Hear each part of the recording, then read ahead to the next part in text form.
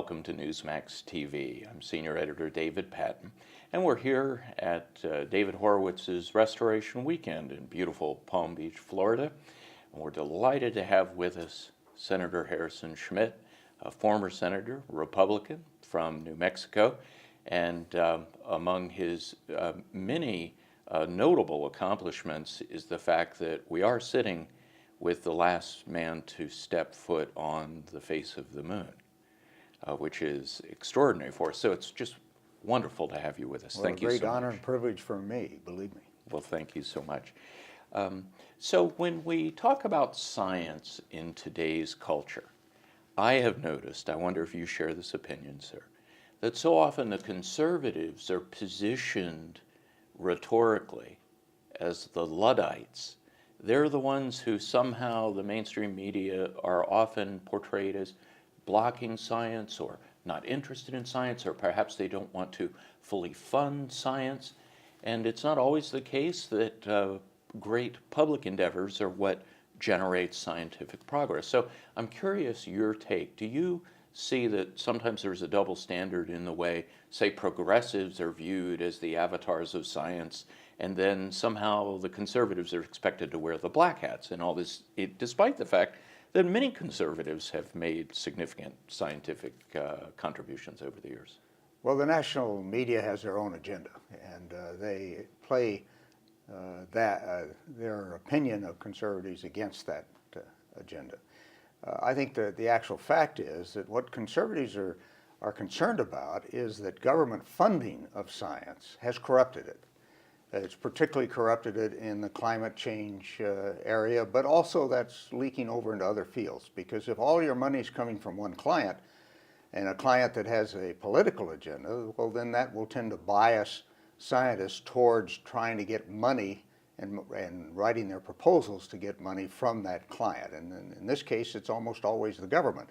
Fortunately, there are a few well-funded individuals who are using their own money now to fund independent science and independent engineering research. Paul Allen, Ellison, and others, Bezos, are all now putting their own money into that. That's the way it used to be. Private sector used to fund scientific research, used to fund graduate students because they wanted well-trained people in their businesses and in their industries. The government has a different agenda. The government funds science in order to get opinions that support government political policy.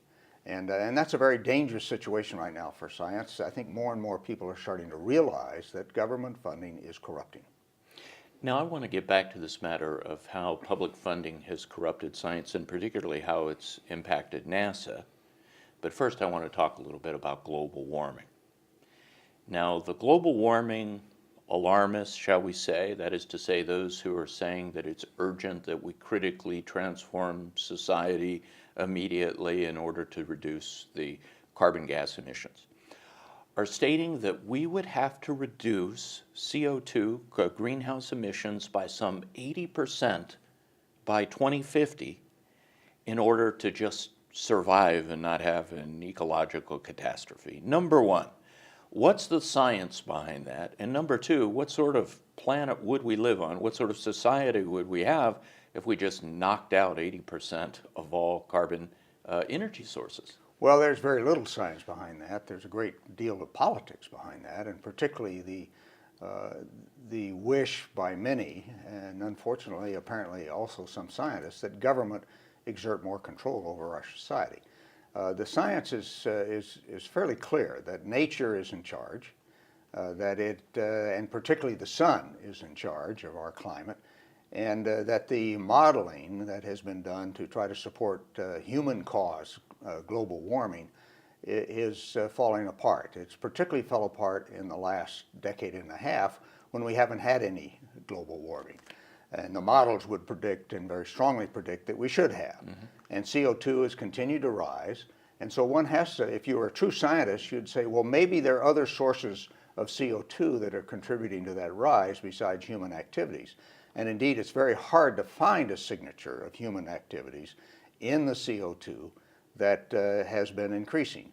And some of us are suggesting that because there has been slow warming at about a degree Fahrenheit per 100 years for about 350 years since the bottom of the Little Ice Age, that warming is irregular. Cyclical. It is determined by primarily by what the sun is doing and our relationship to the sun. But it also is warming almost certainly beginning to warm the deep oceans, which is a reservoir of CO2. Cold water holds CO2 better than warm water does, and as those deep oceans get a little bit of this long-term warming, it will be releasing CO2, and the modelers do not take that into account. And I think that it's important for other scientists to begin to look at that and look at other alternatives that might contribute to CO2 increases. Clearly, at least from the Mauna Loa data, CO2 has been rising steadily now for some time. And a true scientist would work with multiple hypotheses about why that's occurring. So it sounds like your primary issue is that there really is no longer a genuine, fully authentic scientific approach to looking at the problem. You don't have any problem with scientists studying global warming, trying to understand its sources, trying to understand its implications. Your point is that they're just not doing it accurately based on scientific methods. Well, now you've got to realize that there are scientists and there are scientists. There are many scientists who are skeptical of what the models have had predicted for global climate change.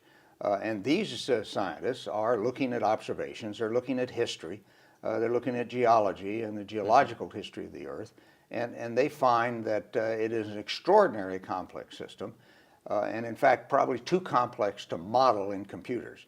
Astrophysicists agree with that, several do. Freeman Dyson, for example, has been applying models to astrophysical issues for many decades, and he's very much skeptical that you can model Earth climate. There are just too many variables, and you have to make too many assumptions, and so far those assumptions appear to have been wrong. For example, even before this recent hiatus in warming of a decade and a half, the models were predicting that the troposphere, the part of the atmosphere above us, should be warming. Well, it isn't, and it hasn't. And there are scientists at the University of Alabama, Huntsville, that operate the satellites that look at global temperature of the troposphere, and they do not see significant warming in the troposphere, certainly not what has been predicted by the models. In fact, some analyses of that data indicate that there's a slight cooling in the troposphere and has been for some time. So you can see that there are model scientists, climate scientists funded by government primarily, who are looking at models that probably are totally inadequate. And then there are observational scientists who are seeing entirely different information. You just don't hear from the observational scientists very much. You can find out what they're saying if you're diligent, but the national media and the government is not going to tout that information. They're going to tout what supports their political position. So would it be too strong to say, for example, an unscientific conclusion, perhaps, or in unscientific language, global warming is a hoax? Or would you more likely say, look, it's just been exaggerated at this point in terms of its impact, and there isn't a scientific data? Well, let's make sure we have our terms right. Global warming, scientifically, has occurred in the past. It's cyclic. It goes up and down. It's very irregular. But there has been this gradual trend of about a degree Fahrenheit per 100 years since the Little Ice Age. So global warming is a real thing. The question is it being caused by human activity? And there is very little evidence that on a global scale that human activity is having an impact on climate. In fact, it appears just to be another small factor. You have to realize CO2 is a trace element in the atmosphere. The primary greenhouse gas is water, by a factor of 20, about H2O, water vapor. Water and the clouds that form from that water. That is what impacts the temperature of the atmosphere. CO2 is a very, very small component and not a particularly effective one in terms of warming of the atmosphere. So you really have to just sit back and try to think objectively, work with different hypotheses, It's a very interesting study, the study of climate, but it is also a very complex study, and your best evidence of what we might have to expect and prepare for in the future is what has happened in the past. I wanted to shift the discussion a little bit back to NASA. You are arguably part of the golden age of what NASA accomplished in this country. You brought back perhaps the most important geological specimen ever retrieved from the moon. You're credited with taking that beautiful blue marble picture of Earth that has inspired hundreds of millions of people ever since we saw that image from the moon.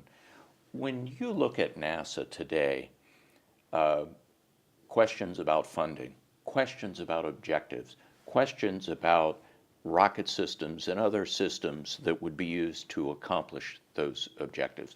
Where is NASA today, if you were giving it a report card, for example, in terms of its capability and its direction? How would it score? Well, 50 years later, NASA is an old agency now. When Apollo occurred and events were taking place under the Presidents Eisenhower and Kennedy, relative to the foundations for the early space program, NASA was a young agency. It was young in terms of bureaucracy, which was not much of one, and it was young in terms of the people. You have to realize that the average age of engineers in NASA and in its contractor force, 450,000 people altogether that were involved in Apollo, that average age was in the 20s. Now it's double that. And so you can't view the NASA of today, and you certainly can't view the leadership from the White House today in the same way that we could view the leadership and NASA of the 1960s and early 1970s. It's an agency that exists in government. It's doing some very interesting things. The Mars probes are being very successful, primarily led by JPL, but nevertheless, it is a different kind of agency. It is a functionary agency that now is operating the International Space Station. It is not looking outward as the NASA of the 1960s did. And that's a very important distinction that we have to make. And NASA does not have leadership out of the White House vision that understands the geopolitical significance of NASA. NASA's primary constitutional justification is that it contributes to our common defense because of the psychological importance of the United States being dominant in deep space.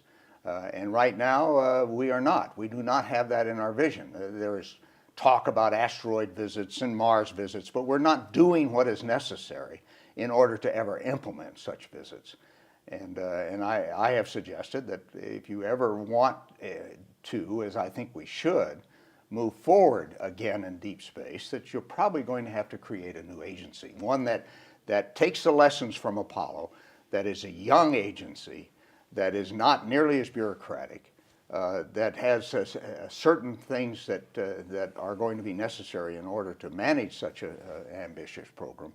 And let NASA continue then to operate the space station, to do those kinds of things for as long as the space station exists.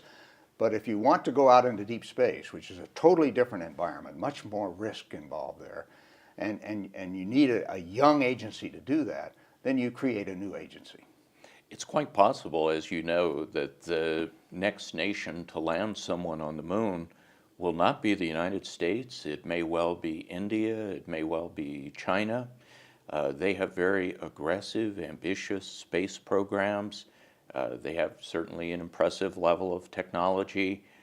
They're able to draw on technology that's much more sophisticated today than anything that NASA scientists would have almost dreamed of in the 60s or 70s.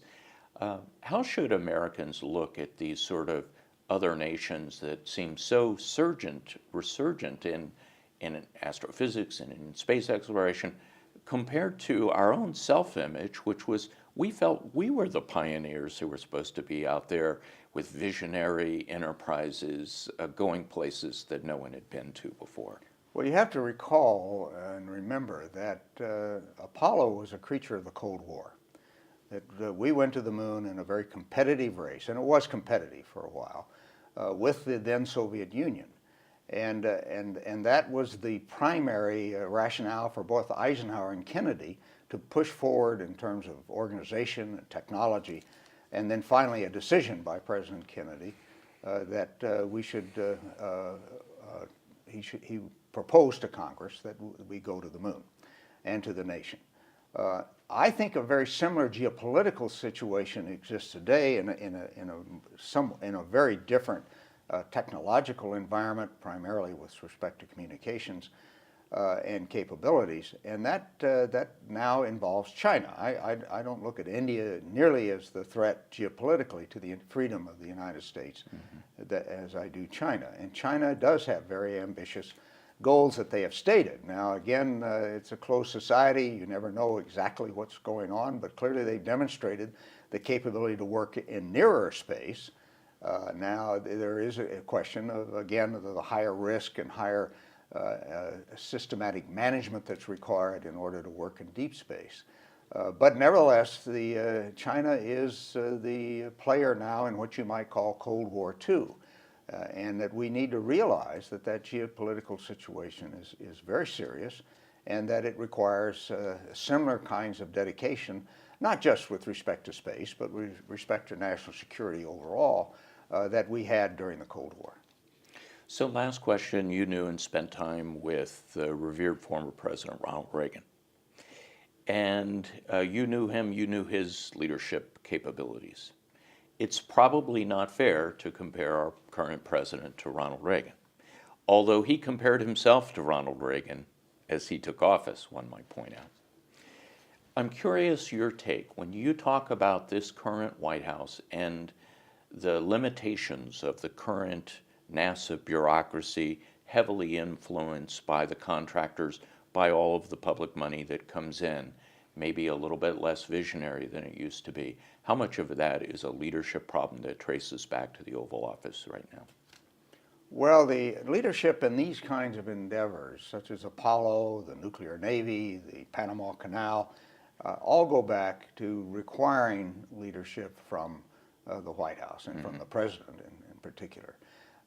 With respect to Apollo, we had both Eisenhower and Kennedy exercising very strong leadership. Kennedy's more visible than Eisenhower's, but if you look at what the actions were taken, they were very, very important to lay the foundations to make Kennedy's challenge doable, to reach the moon and land there within the decade of the 1960s. Reagan showed those same kind of leadership characteristics. He was greeted when he took office with the fact of the Space Shuttle program and of the space station program, which was eating up budgets and had great, for a while anyway, congressional support. And he did not get to exert the leadership necessary to go on to the moon. George W. Bush, however, did exert that leadership, felt it was important to return to the moon, and as a precursor to going to Mars. Unfortunately, the White House did not control the Office of Management and Budget, and NASA's budgets were continually cut so that it was impossible to gain the momentum necessary to survive a change in administration. And the current president does not seem to be interested in America doing great things. It's as simple as that, and in fact seems to be trying to diminish the role that America plays on the world stage and in space. And that's just the characteristic of the leadership that we currently have, as you say, in the Oval Office. Whether that will change in a timely manner or not, I can't tell you. Only the American people will determine that. But if it doesn't change, then we're going to have a very serious geopolitical situation facing us in the future. Worrisome times. Well, former Senator Harrison Schmitt, the last man, the last human being to step foot on the moon. Thank you so much for joining us. Well, thank you for the invitation to be with you. Thank you, sir. Good luck. Thank you. And thank you for watching Newsmax TV.